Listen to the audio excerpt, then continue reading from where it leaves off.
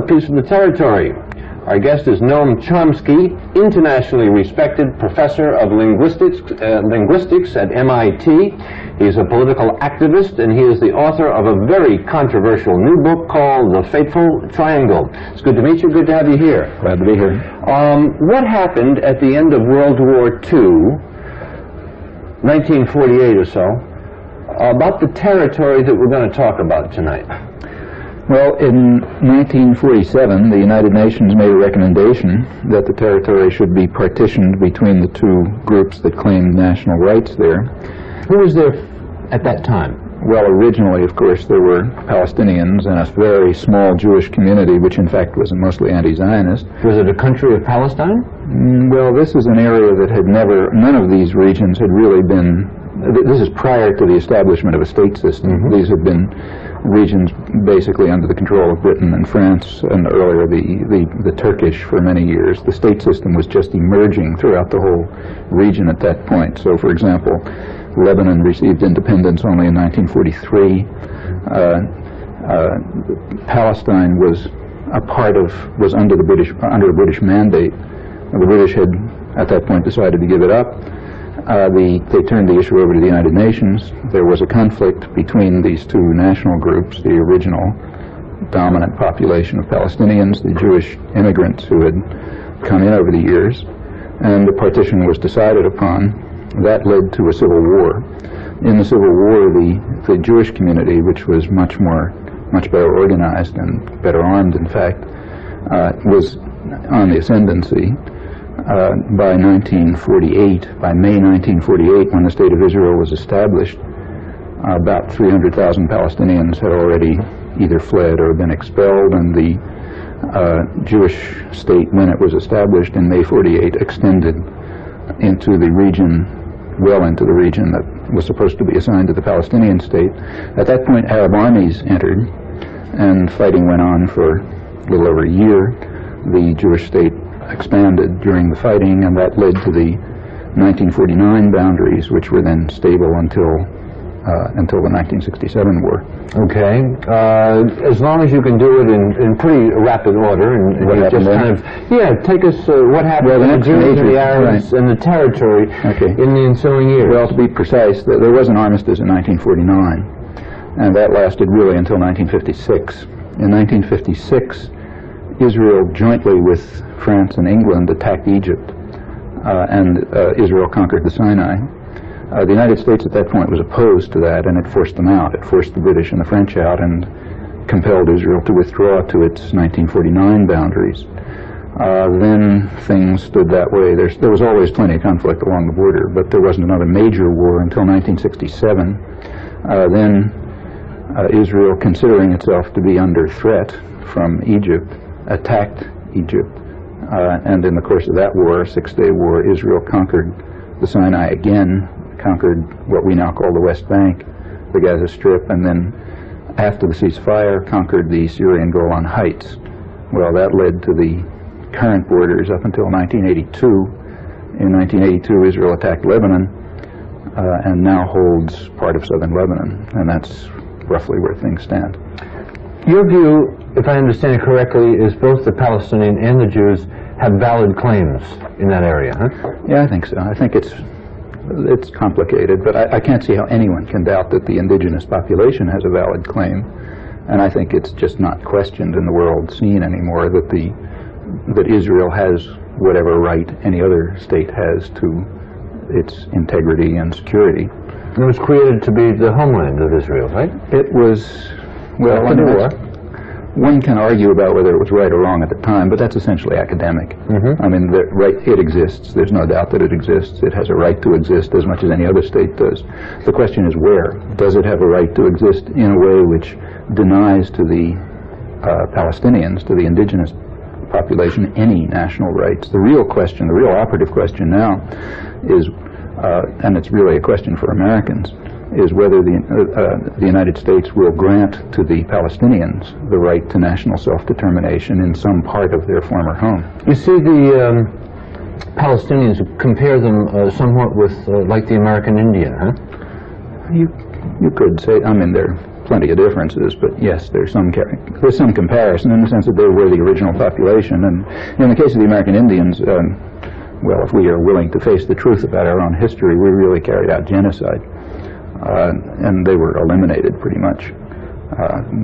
That's been a chapter that's been erased from American history, but you know, it's a very ugly chapter. But you're talking about physical displacement.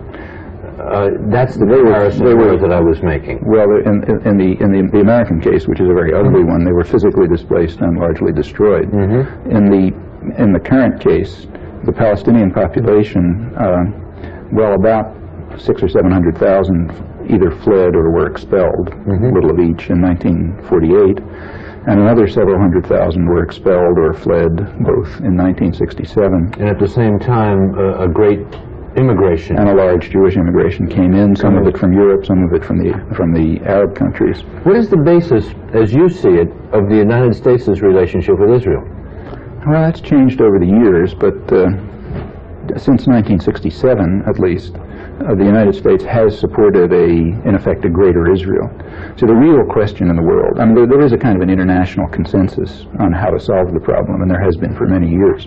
The international consensus is that there should be a political settlement on the pre-June 67 borders, that is, the borders that lasted from 1949 to 1967, and that in the West Bank and the Gaza Strip, and those two areas now occupied by Israel, there should be a Palestinian state, and that there might be various minor adjustments on the borders and various guarantees of territorial integrity. That's the international consensus. It's been blocked by the United States, and hence there's constant war. Let me ask the folks at home to jump into the conversation. Our guest tonight is Noam Chomsky. He is a professor of linguistics and known throughout the world for his work in that field. He is on faculty at MIT. He is obviously, and has been for a long while now, a political activist. He is the author of a new and very controversial book called The Fateful Triangle, and in it he talks about the United States, Israel, and the Palestinians. Your phone calls invited at area code 313 in Detroit, 872-4040. As I said to Professor Chomsky as we sat down, we are here to learn. Try to keep the questions real tight, right to the point, and we'll get through more. Find out what his thesis is about these three groups. Where do you see? You said something as I went to ask the folks to jump into the fray here with their phone calls. That you say that the United States has blocked. That's right. From happening that which is the international consensus. Can you go that for us? Yes. Just to give a few high points, in February 1971, Sadat, who was then Prime Minister of Egypt, offered a political settlement, full political settlement, a full peace treaty on the internationally recognized borders. At that point, he didn't offer anything to the Palestinians. This was just a settlement on the pre-June 67 borders. Israel rejected it, and the United States also rejected it. In January 1976, Syria, Jordan, and Egypt, so-called the confrontation states, the ones right at the border, brought to the United Nations a proposal for a two-state settlement, exactly in terms of the international consensus that I described. It was rejected by Israel. It was vetoed by the United States. That one, incidentally, was backed by the PLO. In fact, it was actually prepared by the PLO. It was also backed by the Soviet Union, by Europe, by just about anyone in the world. And since then, there's been a repeated, this has gone on. I mean, just to take the most recent case, in April and May of last year, 1984, Yasser Arafat, the PLO chairman, offered negotiations with Israel leading to mutual recognition. That's the most that one can conceivably ask. That was rejected by Israel and simply disregarded by the United States. Where do you see the PLO fitting into the whole equation here? Well, the PLO has the same kind of legitimacy that the Zionist organization had in the 1940s. Palestinians have made it absolutely clear under Israeli occupation, in the Palestinian exile, everywhere, that they recognize the PLO as their representative, as their national organization. And there's any reason that to deny the PLO participation would be like having denied the Zionists participation You in see the 1940. PLO as a terrorist organization? It's terrorist in the same sense in which the Zionist organization was terrorist, and in the same sense in which just about any national movement, including our own American Revolution, was terrorist. I don't know of a case of a national movement anywhere that didn't involve terrorist elements. Was the Zionists as bloody as the PLO? Easily. In fact, if you look at the history, the history of Zionist terrorism goes way back, and it's in fact continued through the existence of the State of Israel. I don't say this in any particular criticism of them specifically. That's characteristic of national movements. I mean, George Washington and his associates also had terrorists too. You're a Jew, right? Yep. How do your fellow Jews look upon the position that you are putting forth here? Well, it depends which ones. For example, in the United States, they're very adamantly opposed to it. On the other hand, in Israel, I'm not out of the spectrum of discussion. You say the Israeli press is much more critical of what Israel does than the American press. Why do you think that's true? Is it true? Well, the Hebrew press in Israel happens to be a very lively, and which I follow closely, is a lively independent press which includes quite a broad range of opinion and discussion. And my own for example, I've been asked to write for the mainstream Israeli press. I would be misleading you if I said I'm in the center. I'm not. I'd be at the outer limits of the dovish position, but I do speak for positions which are represented within the Israeli spectrum of discussion. That is, there are groups there who also believe, as I do, that a two-state political settlement is the only alternative to real disaster. Do you foresee a criticism of Israel as often being portrayed as anti-Semitic? Well, there is a line among American Zionists trying to undermine criticism of Israeli policies by appealing to anti-Semitism. I think that's quite disreputable. Undoubtedly, there are anti-Semites that exist, but criticism of the policy of Israel is just as legitimate as criticism of the policy of any other state, and it doesn't involve any racist element necessarily. I would assume that one of our callers will bring it up. I know you have some rather strong thoughts on the subject of the invasion of Lebanon. Noam Chomsky is our guest. He is professor of linguistics at MIT, political activist, and author of The Fateful Triangle. Your phone calls coming up next on Late Night America.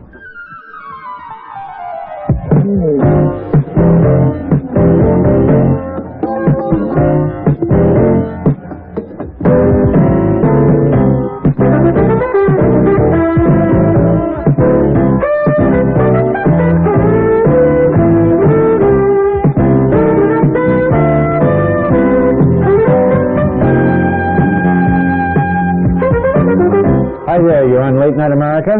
Yes, this is Ali from Atlanta. Go ahead. My congratulations to the gentleman that he has a very clear conscience and which is telling the truth.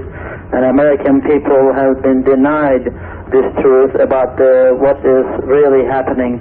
My question is that how much do you think that the Jewish lobby in this country and maybe around the world misusing the Holocaust, which was a disaster for humanity, how much they are using to justify their existence and their own mistreatment of the Palestinians, their oppression, and this much has been propagated here through the Hollywood and through the press. Okay, thank you. Well, the Holocaust was, I think we all must agree, the most horrifying monstrosity in human history. However, to exploit the Holocaust as justification for oppressing another people seems to me, frankly, obscene. Do you think it's done? I think it's done. You do? Not only I, but others too. For example, Noam Goldman, who was the president of the World Zionist Organization, once correctly said that it's sacrilegious to invoke the Holocaust as a justification for oppressive and acts against the Palestinians. And I think that's quite an honest and courageous and accurate statement. Do you feel that the Holocaust is brought up too often? It can't be brought up too often. It's I would think the lowest point of modern history and one that we can never forget. But I agree with Goldman that it is really one may say, sacrilegious or obscene. So you don't want to put it into the political arena? Oh, I would definitely put it into the political arena, sure. I mean, in fact, that's part of the background for the establishment of the State of Israel, and properly so. Right. But, you know, since 1967, in my view, a very ugly way, the experience of the Holocaust has been used to justify oppression of the Palestinians, and that's what's unacceptable. Hi there, you're on Late Night America? Sure, my name is Ronnie. I'm calling from Detroit. I want to take issue with the fact that Mr. Chomsky keeps taking the fact that the Arabs are an indigenous population for granted. The only objective population studies have shown that the vast majority of the Arabs are also recent immigrants. As far as the last 150 years, as he pointed out, the vast majority of Jews.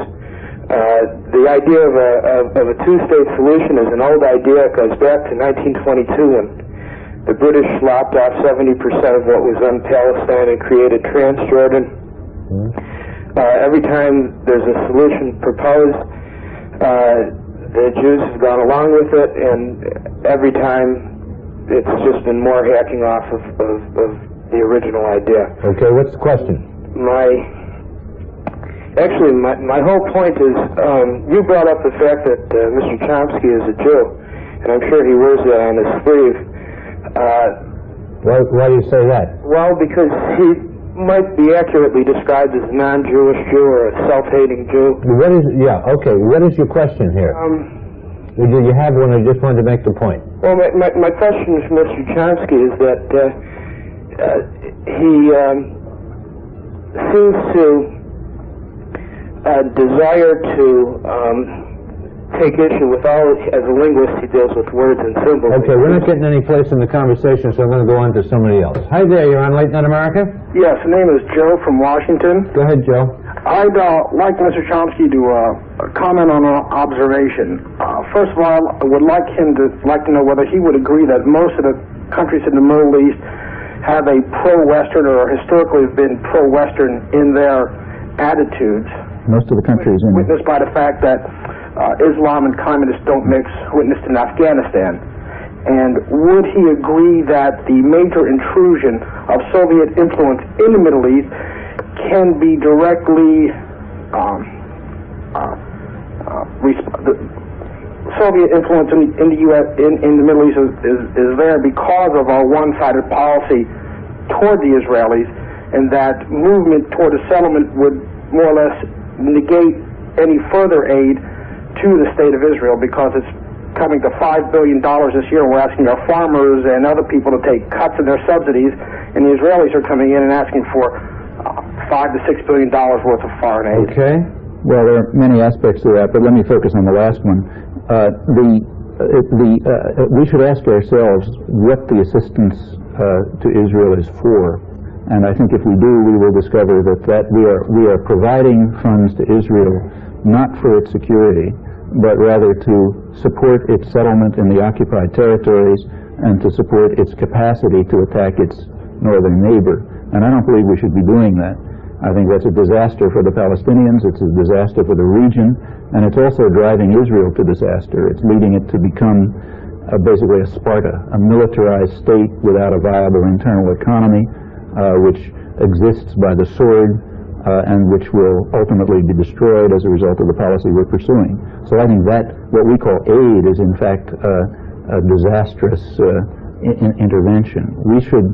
I think we should move towards a political settlement of a kind which has been available for a long time, but which we in fact have blocked. As we go on to the phone calls, let me just say something out loud, because we're all in this together. Don't try to make a 14-page public statement. Take your best shot. Mr. Chomsky's been around. He can handle the tough ones.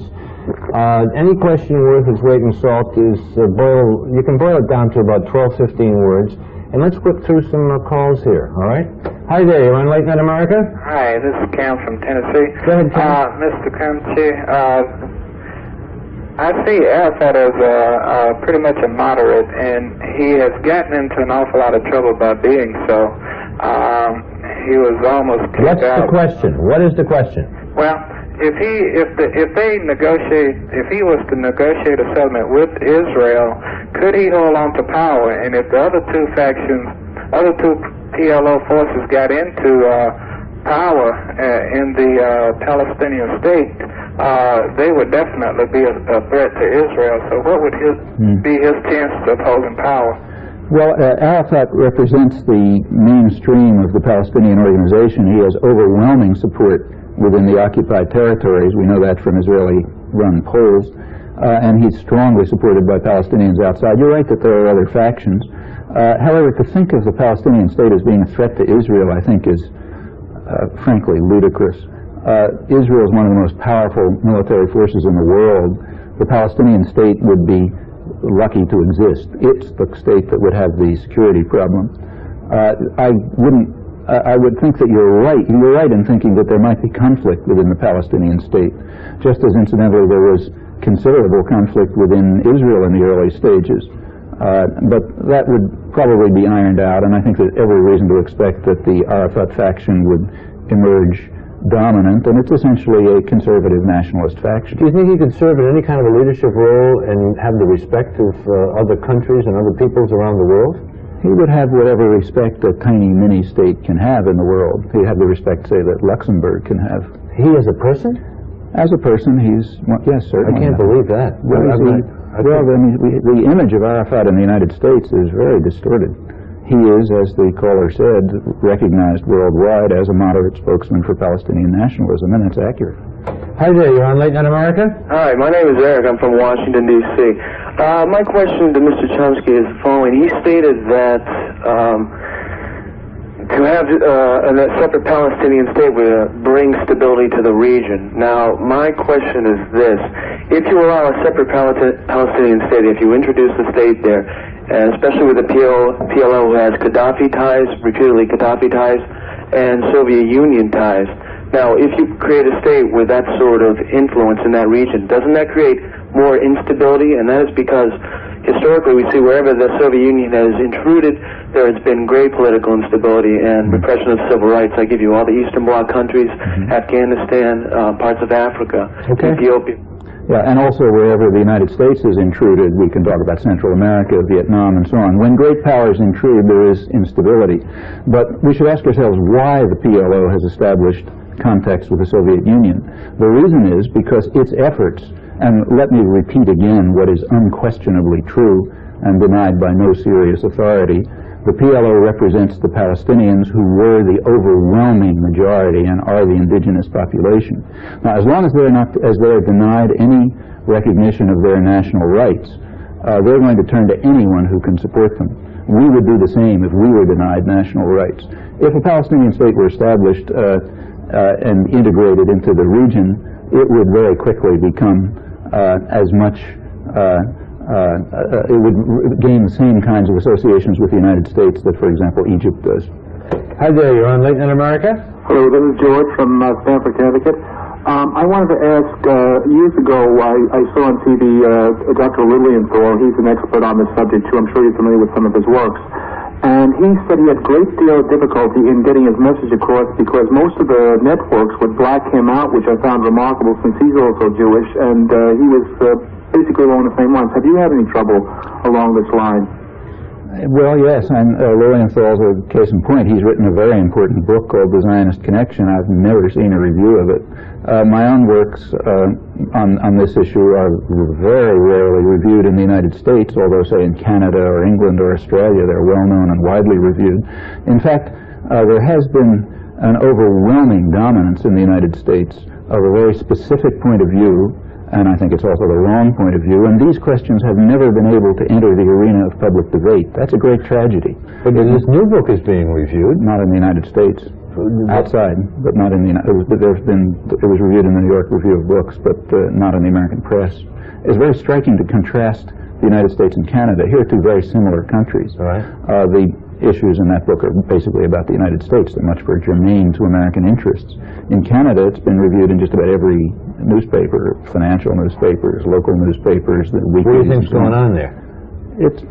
There or here? Here. Well, what's going on here is that it's a not very unpopular position. It's critical of American policy, and the press does not want that to be known. We must face that fact. You're accusing the American press of protecting the American government? That's exactly the truth. The press here has a misleading image of being critical of the state, but that is simply untrue. The press is quite subservient to state interests. What's one thing that's been sticking in your craw for about 5 years that you haven't been able to say out loud that you really want people to know? For what I'd said before, for example, there are very few people in the United States who know, although outside it's well known, that the United States has been leading the rejectionist camp in the Middle East.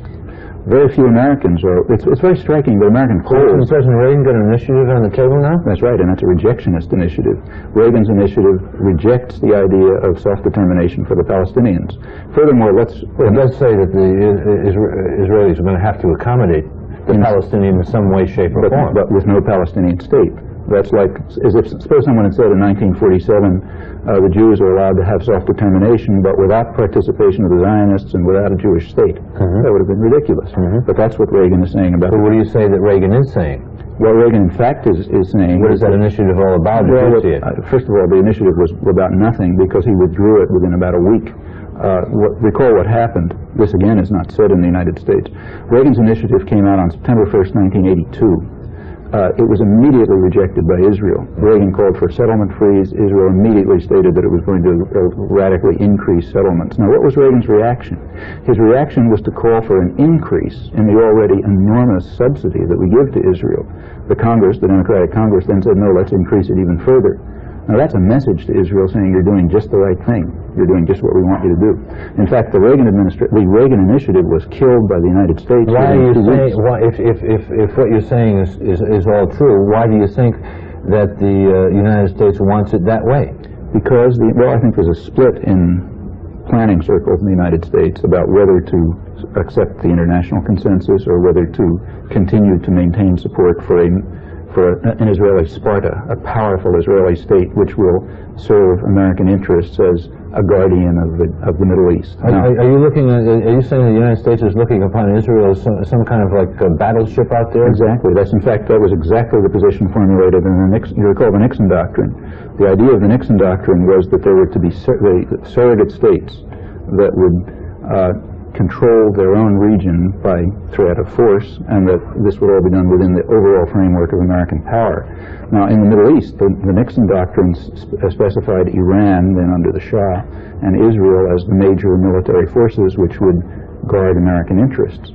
And now, with the Shah gone, Israel is the only one. The position of the United States has been to create a dependent Israel, which is a highly militarized, technologically competent state that can serve American interests. That's very dangerous for Israel and for the world. But didn't the United States just put the screws to Israel and say you better clean up some of that inflation and some of the way you're running your country, or else you're not going to get as much money that you asked for? Well, they're trying to get them the Israeli economy.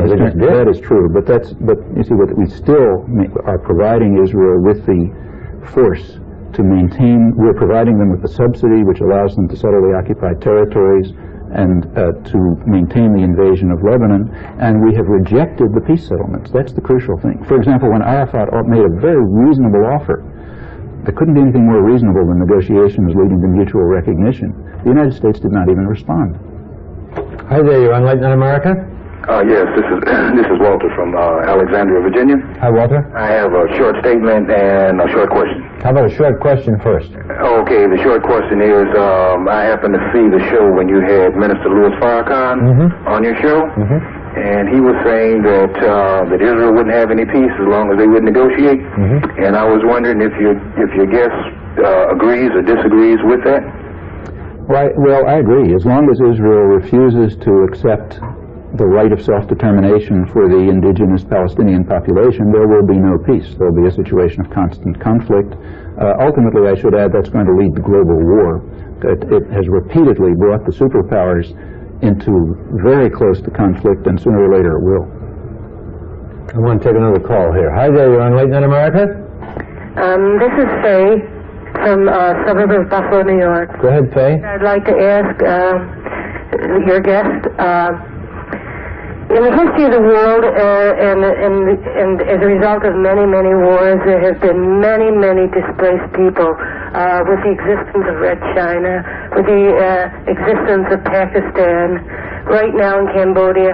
And I would like to ask him why at no other time in history has a group of people remained displaced for 40 years and remained a big political issue, and why this one difference exists with the Palestinians. Well, I can think of one other example. For example, the Jews who were displaced for 2,000 years and have now demanded and received their right of self-determination. If that's legitimate for the Jews after 2,000 years, I would think it's legitimate for the Palestinians after 40 years. Hi there, you're on Late Night America? Yeah, Chuck from Syracuse, New York. Hi there. I'd like Dr. Chomsky to comment on the Palestinian mandate, which presently calls for the destruction of the State of Israel, which certainly is not a moderate stance. The Palestinians have had the opportunity at several of their congresses to divorce themselves from that particular position just recently in Jordan with King Hussein. If he could comment again on that. Thank you. You meant the Palestinian Covenant, not the Palestinian Mandate. The Palestinian Covenant, which is years ago, the PLO made it clear and explicit that the Palestinian Covenant would not govern interstate relations, exactly as statements by the Zionist organization do not govern interstate relations. Rather, interstate relations would be governed by arrangements made between these states, and they proposed explicitly, for example, in January 1976 and often since, they proposed the two-state political settlement with mutual recognition. Hi there, you're on Late Night America? Yes, this is Vicki from Washington, Seattle, Washington. Hi there. Yes, I have a question for Dr. Chomsky. And the question is, how do you feel, how feasible is it really if Palestine were granted their homeland on the West Bank? Is it possible, is it feasible that they could live peacefully on this strip of land without sabotage to the State of Israel? Well, again, if you look at it's very odd that Americans look at it that way. If you look at the relative power of Israel and the Palestinians, the opposite question is the one that should be asked. Israel is now ranked literally as one of the most powerful military states in the world. The Palestinians, if a Palestinian state were established, it would be a very weak state. It would be surrounded by a hostile military alliance, in fact, between Jordan and Israel. It would be backed, if it would survive at all, it would be at the will of the most conservative elements in the Arab world, such as Saudi Arabia. Probably it would be demilitarized. The real security problem would be for that Palestinian state. Could it survive with its powerful neighbors, in particular the State of Israel? Do you say that the Fateful Triangle, the book, is a moral indictment of how Israel has treated the Palestinians? It's in part that, but only in part, because it's really directed to the United States. My main concern is American policy. It's easy to criticize other people. I think we should have the honesty to face what we do, and what we have done is to support tendencies within Israel that are leading it to be oppressive and ultimately self-destructive. The ambassador from Israel to the United States, Mr. Rosen, was here some time ago, a few months ago. And I think I recall him saying rather clearly that the State of Israel perceived those countries around it to be the enemy, and that if they all had their druthers, Israel would be out of existence tomorrow. And yet you say that Israel is afraid, and I would counter by saying, with that kind of talk, and the kind of signals that they have gotten from so many different countries around them, wouldn't you be afraid as well? Or you're saying that the fear is ill-founded? I'm not saying the fear is ill-founded. In fact, but remember, it works the other way too. The Arab countries are very much afraid of Israel, and for good reason. Israel, since the beginning, since 1947, in fact, Israel has been the dominant military force in the region, and by now it's just by an overwhelming measure the dominant military force. Now, the fact is, all the states in the region have reason to fear one another. In fact, the Arab states also fight among one another. It's like Europe. You know, throughout most of the history of Europe, every state had a reason to fear every other state. Well, the way out of that is to try to create political arrangements which will mitigate those fears. And there are such possible political arrangements. In fact, the international consensus, which the United States blocks, is one such arrangement. Are you optimistic or pessimistic in a word? Very pessimistic. Pessimistic. The Fateful Triangle is the title of Noam Chomsky's new book. He is professor of linguistics at MIT, political activist, and if you want further reading on the subject that we've been tackling for the last half hour, including an incredible amount of documentation, this is the book. We thank you for being with us.